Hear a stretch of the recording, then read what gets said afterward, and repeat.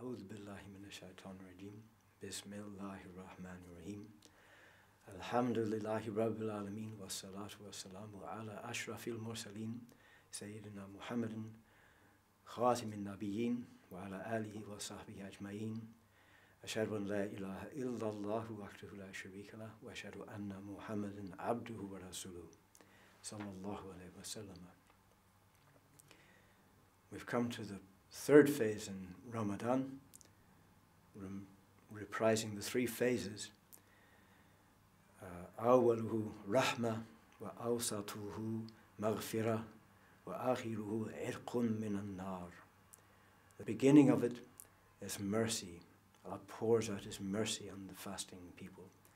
The middle of it is forgiveness. And the end of it is freedom from the fire. Al-Munawi says in his commentary on the hadith, the laborer is only paid his wages when he's done the work. And the worst thing the Muslim can do, one of the worst things the Muslims can do in Ramadan at the end, is to relax and say, well, it'll be over soon. Any period of time is a metaphor for one's life. And many people live their lives like that. They come to the end, they say, well, it will be over soon. But this is the key time. This is the end of Ramadan, is the key time. It's not the time to relax and wait for the Eid. It's the time to tighten one's belt and work harder. And if nothing else, there's that intention, there's that resolve, that intention to be more serious about the end of Ramadan, because this is nothing to trifle with. Freedom from the fire. Freedom from the fire. There are two extreme positions people have about the fire. There's a very kind of woolly feeling of niceness, that nice people will go to the garden, and it's really people who are not quite nice who will go to the fire. And that people blur the distinctions between Islam and kufr, and between Islam and Judaism and Christianity, and they somehow think that if people are just nice, they'll be all right, they'll go to the garden. And this is not the nature of reality.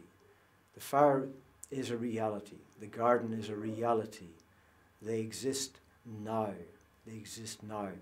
They don't appear at the end of time. They exist now and are ready. People see them. People enter them. People have vision of them.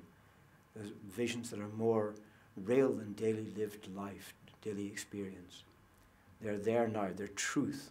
And you see in life, you see people who are in this life, they're in the fire, they're in hell. This is a fact. So this gift of Ramadan to be freed from the fire is a major thing. So I mentioned two extremes. The first extreme is the one that doesn't really see any distinction, that good and nice people will go to the garden and will be freed from the fire. The other extreme, of course, is the one, is like an imperialist approach that consigns everybody else to hell, whether it's somebody, a member of a sect or a group that thinks themselves saved and then looks at everybody else and sees their multitudinous flaws and that they're doomed. Or looking at the rest of humanity as Muslims, looking at the rest of humanity and saying they're not Muslims, they're all going to the fire. And there's nothing in the Quran and the Sunnah to justify these two extremes.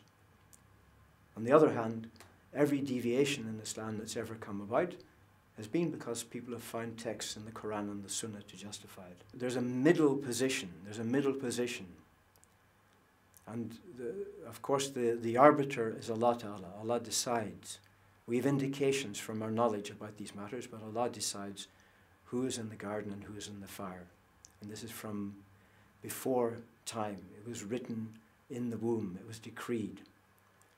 Yet we do not sit passively waiting for the decree. We strive, because that is also from the decree. This time is very important. These last days are very important. It's time to strive harder, again, if only in intention. This is the time that contains the Laylatul Qadr, which is worth an entire lifespan. It's worth a lifespan. The work done in it is worth the work done in a lifespan. And you have to seek it on the odd nights of Ramadan. It's also the time when people go in itikaf, into seclusion in the mosque, and devote themselves to dhikr and to recitation of the Quran. But having observed what one considers to be the Laylatul Qadr, or hopes to be the Laylatul Qadr, and most of the Muslims look for it on the 27th, although it's a noble practice to seek it on the odd nights of the last 10 days, then that's also not the time to relax. You don't relax then and say, well, now it's over, bar the shouting. The wages are paid the workman when he's done his work. And it's time to strive and to have that possibility to be freed from the fire is such a great gift to us. It's such a great gift to us that it would be extravagance of the worst sort to throw it away. We ask Allah that you and we will attain that gift in this month. Walhamdulillahi Rabbil Alameen.